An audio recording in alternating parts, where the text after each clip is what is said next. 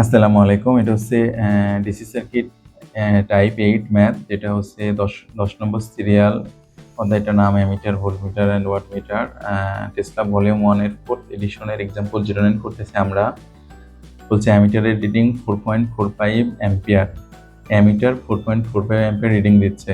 বলছে ammeter internal resistance এবং শতকরা এরর নির্ণয় করো। আচ্ছা, আমরা দেখি যে আইডিয়াল হলে অ্যামিটার কত পার দিবে।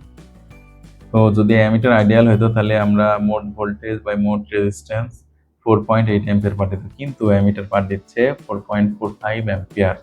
তাহলে নিশ্চয়ই ত্রুটি আর ভোল্টেজ ইররের সূত্র কত? ইররের সূত্র আমরা জানি IM minus IM prime by IM, অর্থাৎ আইডিয়াল অবস্থার পার্ট মাইনাস নন আইডিয়ালের অবস্থায় পার্ট বা আইডিয়াল অবস্থায় পার্ট। তাহলে আমরা সব মানগুলো বসা দিয়ে আমরা জানি আইএম এর মান 4.8 এবং আইএম প্রাইমের মান 4.45 বাই 4.8 গুণ 100, তাহলে শতকরা 7.29 অ্যাম্পিয়ার। সরি, এটা অ্যাম্পিয়ার না, এটা পার্সেন্ট। এটা হচ্ছে আমার একটা উত্তর। আর একটা হচ্ছে ইন্টারনাল রেজিস্ট্যান্স। তো যদি এর ইন্টারনাল রেজিস্ট্যান্স থাকে তাহলে সিরিজে বসে যাবে, তখন আমার মোট কারেন্ট কত আসবে? মোট ভোল্টেজ বাই মোট রেজিস্ট্যান্স 20 আর 5 প্যারালাল আর 6 আর এই আর এম এর রেজিস্ট্যান্স সিরিজে।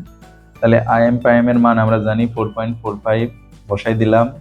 আর উপরে হচ্ছে আমাদের 48 ভোল্ট আর নিচে হচ্ছে আমার দুইটা এই মানগুলো বসাই দিলাম, 20 আর 5 প্যারালাল 6 আর আর এম। তাহলে এখানে আমরা দেখলাম একটা সমীকরণে শুধু আর এম এর মানই আননোন, একটাই আননোন। তাহলে আমি আর এম এর মানটা কিভাবে বের করব সেটা একটু দেখি।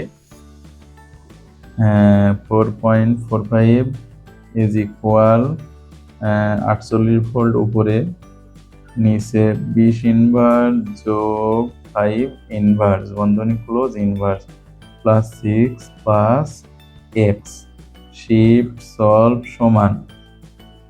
তাহলে আমি আর এম এর মান দেখলাম হচ্ছে 0.8651, অর্থাৎ 70/89 বা 0.8651 ওহম। এটা হচ্ছে আমার কাঙ্ক্ষিত উত্তর, যেটা আমরা ভোল্টমিটারের ইন্টারনাল রেজিস্ট্যান্স বের করলাম। এই রেজিস্ট্যান্স থাকার কারণেই আমার ভোল্টমিটারে পার্ট 4.8 না দেখিয়ে 4.45 দিয়েছে, এবং এই রেজিস্ট্যান্স থাকার কারণেই এই অ্যামিটারের ইরর আসছে 7.29%।